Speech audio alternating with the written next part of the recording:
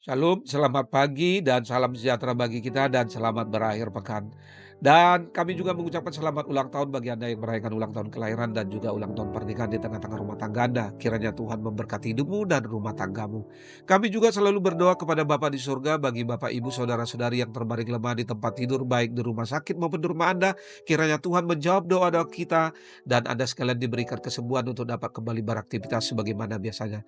Sebelum kita melakukan aktivitas di akhir pekan ini, mari kita terlebih dahulu mendengarkan firman Tuhan saat ini yang diambil dari kitab 2 Korintus pasal 4 ayat 7 begini dikatakan.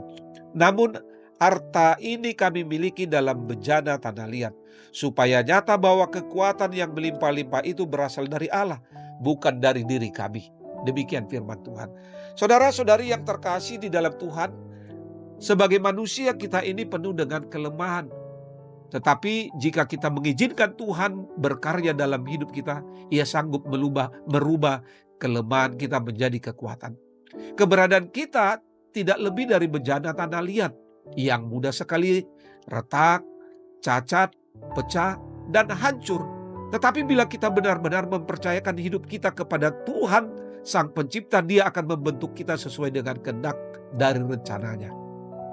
Di dalam Alkitab banyak sekali kisah-kisah inspiratif yang membangkitkan iman kita, di mana Tuhan dengan kuasa-Nya yang tak terbatas sanggup memakai orang-orang biasa, tidak sempurna, punya banyak kelemahan dan keterbatasan. Kita ini memang penuh keterbatasan, namun yakinlah bahwa Tuhan yang kita sembah di dalam Yesus Kristus memiliki kuasa yang tidak terbatas. Dia tidak pernah bisa dibatasi oleh keterbatasan kita.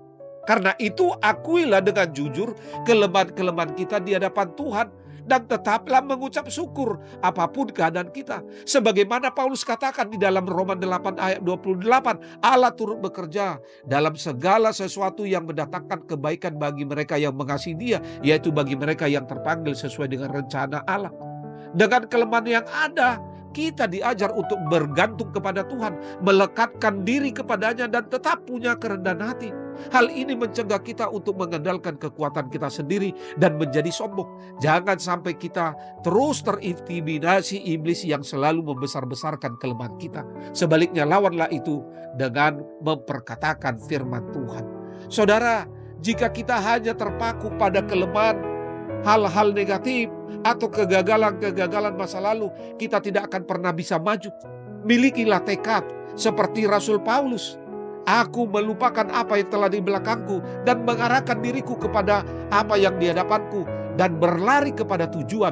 Itu yang dikatakannya di dalam Filipi 3 ayat 13. Karena itu pandanglah kepada kekuatan dan kebesaran Tuhan.